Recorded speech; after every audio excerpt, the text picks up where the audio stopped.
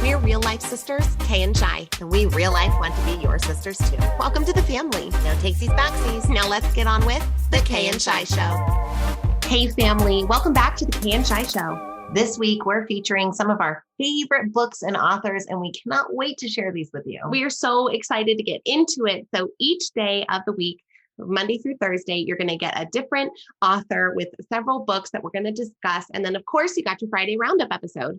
Love that, and love where we're starting off this week, which is Kay and I's number one recommendation for book. If you only take one recommendation, this is the one that we would give you. We love all of these books and all of these authors, but this is the most transformative book for us, and that's the book Untethered Soul by the author Michael Singer. Now, when we first encountered this book, it was the fall of 2019, and it was recommended to us from a stage by Tony Robbins, who said that he gifts this book to people in his family for Christmas. And if it's good enough for Tony Robbins to gift to people, we figured that maybe it could be a gift to us. What we love about this book in particular, Untethered Soul, is the insights inside of it. You actually don't get to know the author at all in this book, but you do get to know his story in his next book called The Surrender Experiment. So if you find yourself listening to or reading The Untethered Soul and you really enjoy it, then we would highly recommend the other works by Michael Singer. He's even got a new book coming out in May of 2022 called Living Untethered, how to take kind of the principles and the theories out of Untethered Soul and apply them to your life. But that big, most transformative idea out of Untethered Soul that was just soul shaking for us was this idea that you are not the voice in your head. Now, the voice in your head is something that you are probably pretty dang familiar with. In fact, let's just get familiar with it really quick. I'm going to say a sentence or a quick phrase, and I just want you to think it back to yourself. Okay. So let's just go la, la, la, la, la. Now you think that in your own brain. Ready? Your turn. Bet you heard a little voice in there, didn't you? Now, if you heard that voice singing la, la, la, that means that you, in fact, have this narration inside. Most of us do. Yes, there is a very small sliver of the population that only thinks in pictures and does not think in articulation of language. But most of us hear a voice in our head dictating and narrating our entire lives. Now, one of the biggest, most transformative things that came from this book was the idea that if you can hear this voice, that there is something or someone or some entity inside that is the listener of that voice. If you can hear it, then who's listening? Right? Like that alone, just like pause and stop on that for a minute. Like if I was solely the voice, I wouldn't be able to hear it. If I was solely my emotional experience, I wouldn't be able to feel it, right? So this idea that there is that voice in your head, but that's not you. That's not your 100% entire identity and your soul articulating to you. It's actually a function of your brain, right? And it helps keep us alive and it helps us discern our environment and make fast decisions. And we love our voice. In fact, your voice can be your best friend and your number one encourager and your thinking partner, but it for many of us can be a very detrimental neurotic inner roommate, as Michael Singer likes to say, that if somebody outside of us was talking to us in the way that sometimes our voice narrates inside of our heads, we would call them crazy and we would kick them out. And this realization for us allowed us to feel that separation and then start to get back into the driver's seat where we can say, I understand and hear what you're saying, voice, and I'm not even going to banish you or ask you to stop, but I'm not going to accept or receive that as my identity. Well, if you're anything like us, like Shyla said, sometimes that voice can be less than constructive. Have you ever had thoughts in your own head, like, you're looking in the mirror before you leave to go out and you find 18 flaws, right? You're looking, your hair looks funny and, I feel weird in the clothing that I have, or I'm not looking forward to what's coming up in this space. And your thoughts end up harming your emotions or making you feel a certain way. And then you kind of get through it and you're like, man, that didn't feel very good. Or my inner self-talk isn't very constructive. But that degree of separation and understanding that talk isn't you, that you are the experience of that brain function, you're the experiencer, or at least you're another part of that, just helps you to bring some awareness that you don't always have to believe the not so nice things that your brain might say to you. Right. So this book is all about untethering your soul from that voice and allowing your soul to be what's in charge, be that awareness, that energy, that spark, that spirit, whatever it is that you want to call it. It is the listener to that voice. And it is what we can put into the driver's seat, that consciousness piece. And we hope that this little dive into this one concept from the book maybe intrigues your interest enough to either listen to the Audible or read the book. It's definitely our number one recommendation and a great place to start here in our book club series. All right, we're back again with another episode here in Book Club. Today, we're going to talk about Brené Brown. Many of you have likely heard of Brené. She recently released a book called Atlas of the Heart, but she has many best-selling books. But the Atlas of the Heart has also taken off with her HBO special of the same title. And we just love Brené and have been students of hers for almost a decade. Yeah, and she's been teaching and researching for decades. She lives in, I believe, Texas, in the Houston area. She's a tenured professor and researcher, and really focuses on emotions, particularly starting out with the emotion of shame. She was a shame researcher for a long time and has expanded her emotional portfolio and research portfolio quite a bit since then. But her work has really helped bring the ideas of vulnerability and authenticity into organizations more so than I think anybody else's work at this time. Well, have loved what Brené has brought forward. The subject of shame and vulnerability, especially as it plays into workplaces, hasn't been something that has been touched a whole lot, right? You think about work, you think about the office environment, you think about business, right? Do emotions have a place in business, right? Most people would likely say no, but Brené came forward and said, well, people have emotions and people have a place in business, which means emotions have a place in business too. Understanding how they operate and how they guide the decisions that we make within our organizations and within our own selves and within our lives is incredibly fascinating. Pick up any of Brené Brown's books and you'll love it and you will be fascinated. And if you are an Audible user, as Kay and I both are, she reads her books, and as time has gone on, she gets more and more keen to developing the work towards a listening audience. She says, look, I listen to Audible and books all the time. So I'm going to make this really easy for you as you listen. So I just finished listening to Atlas of the Heart. There were several times where it starts to get a little researchy and then she'll say, let me read that to you again and break it down because this is really pivotal. I don't want you to miss it. If you're driving, like listen to this. And you're like, oh yeah, she's like literally talking to me right now. And she'll go over it and it'll just be so transformative and informative. Well, this newest book and corresponding HBO special, Atlas of the Heart, has really been impactful for me personally because it is an atlas of emotions. So she goes through the 84 emotions that we know through research exist within a human heart. And there were a few of those that I didn't even know existed that was really great to kind of understand. And the concept of the book is that, we are rooting language into the emotional concepts so that people can accurately describe how they feel in a moment to help other people understand where they're at. She says if we have a common language that's backed by research, we'll find that we can more easily help share where we're at with others. Right. Well, that's exactly what an atlas does for a map. So she's giving us the atlas to our emotions and to the feelings that our heart feels. What she reveals in this latest work is that after surveying thousands of people about what emotions do they experience on a daily or a weekly basis, lots of emotions were named, but 3 were overwhelmingly named as those reoccurring emotions. And that's happy, sad, and mad. And what a just kind of disappointing outcome for the human experience to get boiled down to those 3 emotional dimensions. Because as you listen into the book, we really do have so much more depth and breadth with our emotions. And once we're able to articulate and identify those emotions, we can more easily navigate where they're trying to protect us or help us or guide us in ways that are more constructive and less detrimental to our relationships and to ourselves. There are so many amazing things that came out of this particular popular book, and some incredible insights and takeaways. But because these are short episodes, I want to leave you with a quick,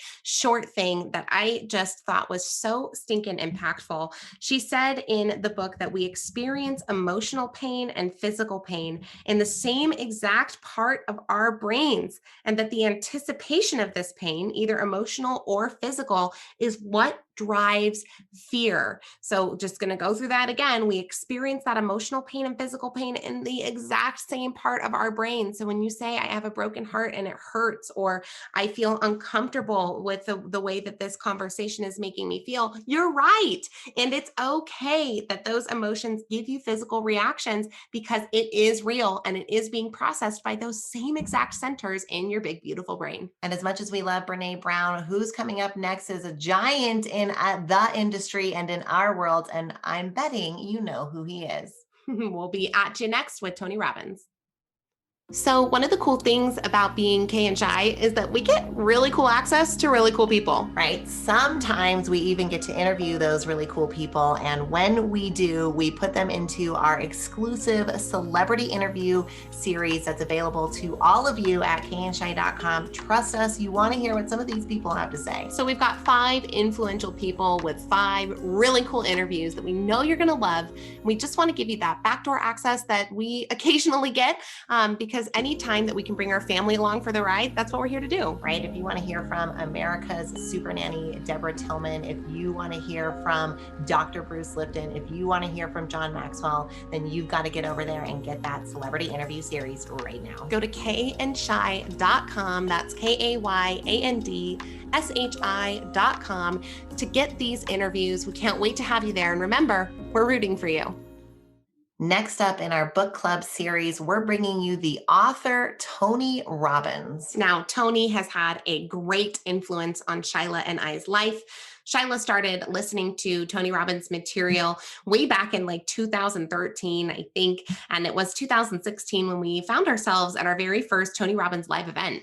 And it was absolutely transformative, as it can be. And as if you've ever been to a Tony event, you know, if you like personal growth and development and you also like high energy club-like experiences, this is the cross section that you need to investigate, because it is totally worth it. But even if that does not sound like your scene, what Tony Robbins brings forward in his writings and his teachings and in his books, it should be your scene, because it's incredibly powerful information that everyone should know. Now, you might know Tony Robbins is a big time kind of life coach for the celebrities, and somebody who does these big events that are really focused around figuring out your own internal values and those sorts of things. He's mostly known as the author of Awaken the Giant Within. I know that they even released a Unleash the Power Within, which is the name of his banner event, but there is a book of that same title. But Tony has taken a little bit of a shift in the last 3 books that he has released into helping people understand more about how to deal with finances and their health. So he's the author of Money Master the Game. It was a gigantic volume of his quest to go interview the most financially successful people in the world and find out what were the ways that they manage their money, not their mindset, but like the actual mechanics of how they manage their money. Then he released a book called Unshakable, which is all of the best principles out of Money Master the Game without all of the interviews and quite so many pages. And then most recently, he has released, as Kay mentioned, a book about health called Life Force that is really amazing. And what he argues in this book about your health in particular, and then through his work in general towards our own lives, is that you really want to claim becoming the CEO of your health or your own life, becoming the manager, the person in charge, not just accepting what society deals to you, what a doctor says to you, what a parent has classified you as, what a teacher may have said to you, but really becoming your own CEO and manager and looking at how to best grow your life business in a way that's profitable to your emotional state and your ultimate fulfillment. One of the things that I appreciate so much about Tony Robbins as an author and kind of what he's taken within these last few books that he has released is that he has access to some of the most incredible thought leaders in the world. And not just thought leaders, but successful doctors, people who are on the cutting edge of technology, of science, of health, of money, of investing. I mean, people like Warren Buffett and Ray Dalio were contributors to Money Master the Game, and people that he was able to sit down with in helping others understand. So he takes his access and he opens it up to the general public in a way that helps you create a financial portfolio or a body portfolio in a way that can create just more longevity for your health and for your money.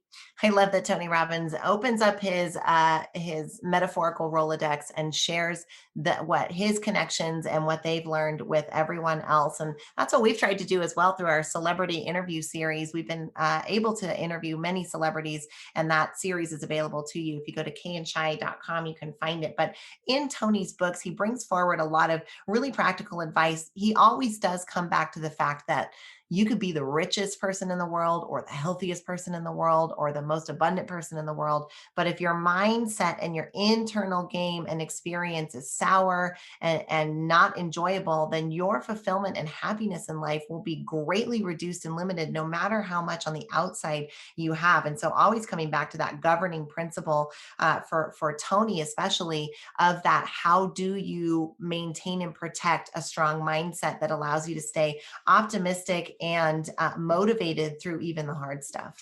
So, as we dive in just a little bit into some of the things that we've understood and learned here in Tony's books, that mindset piece has, I think, been one of the things for Shyla and I that Tony was able to instill within us in going to his conferences and things. But the practicality that comes through these books, now they can be a little bit of bears. Let us tell you. I mean, they're huge books.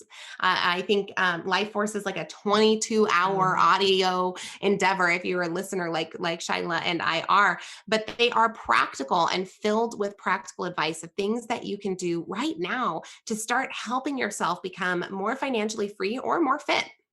So as much as we love Tony and could go on, and don't worry, he'll be a frequent mention on the Kay and Shy show. We're ready to bring you our final author of the series, someone we love and respect, and that is the amazing First Lady Michelle Obama. All right, family, final installment here in book club. We have one of our very favorite authors. She's only written one book, but my goodness, was it transformative for us both. This book is called Becoming, and it's by the wonderful Michelle Obama. This book is a memoir. It's really, you get to take a front row seat to Miss Michelle Obama's growing up and young adulthood and life, and that what it's been like to be in that co-pilot seat to the first Black president of the US and what that rise was like. And it's an inspiring tale, and it's mostly a story, which I love because there's so much imagery and so much to connect to on a human level. And yet when she will stop on a teaching point and give you some of that gold, it just hits so deep and in such a beautiful resonating way that I think only the kind of lesson that's extracted from a life story can. Well, many of us watched her life story kind of play out in the media and in front of us as she spent nearly a decade as our nation's first lady. In the book, she talks about when they were having to do media training for her in the very beginning of Barack Obama's campaign and as the campaign was growing steam, and that, she was coming across as what she says is a stereotypical angry Black woman on her interviews that she was doing. And people were starting to say things like she's aggressive and she's angry, and she had to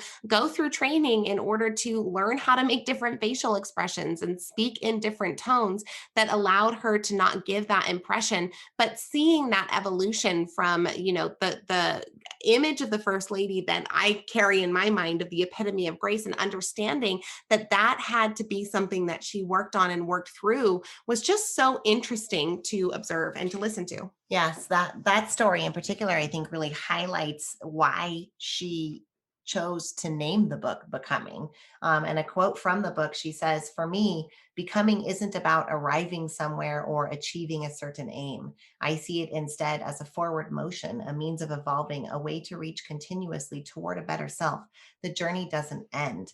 And so she's sharing with you insights from her journey that's behind her, while still recognizing that she's a work in progress, as we all are. And that's exactly what we should be. And as cliche as it is, that it is about the journey, and trying to really embrace that, and then find a way to become that best, fullest expression of who you're meant to be, even in the face of people saying that it should be different, or that you aren't valid, or that your kind is different. I mean, the amount of racism and hate that she's Mhm. experienced, is pretty ugly and pretty nasty. And for her to be able to come out the other end so mature, so compassionate, so I think observant, is another lesson in and of itself. One of the major lessons from the book that actually struck Shyla and I on a very long term level is this idea that she brings forward, that it's hard to hate up close.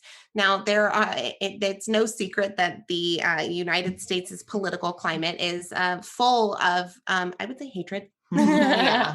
From both parties, and can be really difficult. But as she toured the nation, as she came alongside people, as people came alongside her and learned that she was a good person, and she learned more about what it meant to be a veteran's wife, and or a military wife or a military spouse, and as she learned more about the struggles of the nation's people, she really centered around this idea that the closer we can get to one another, the more compassion and empathy that we hold for one another. And it really does get summed up well in that quote, that it's hard to hate up close. I love that she brought "It's Hard to Hate Up Close." And Kay and I say that to this day and always attribute it to this book. And there's so many just beautiful pieces. A story that will stick with me forever is her learning piano from the woman who lived downstairs from them when she was a young girl, and going to her very first recital, and the piano that she had to play at in that recital didn't have a broken chip on the middle C. And so she sat down at the keyboard and didn't know where middle C was. And that downstairs neighbor who had been teaching her quickly realized what was happening, walked out on stage, showed her where C was, and she was able to perform her piece there. But I think there's just a lot of symbolism in that story. It's such a simple story. And it's kind of mundane. It's something that can and could happen to any of us. And yet, through stories like that, we get that seat and that behind the curtain view of her as just a human being, as just another person like us, even if she's reached this major level of achievement, and that all of us are going to be products of our environment. If you only ever learn on a piano that has a chipped middle C, when you sit down at a beautiful clean keyboard, you might not know where to start, even though you know what to do once it does get started. So there was just so many beautiful moments in this book that we really enjoyed. We would absolutely recommend all of the books that we brought forward this week. Michelle Obama's Becoming, again, Tony Robbins. Pick one of the 5 that he's released. All of them are amazing. Brené Brown, I think she has 10 titles. Atlas of the Heart is the newest and the one that we went over. And then, of course, Michael Singer's Untethered Soul. We hope that you enjoyed book club. And family, if you're on our social media channels, on our Instagram or in our Facebook group, we would wholeheartedly request that you come on down. Let us know, what are your favorite books?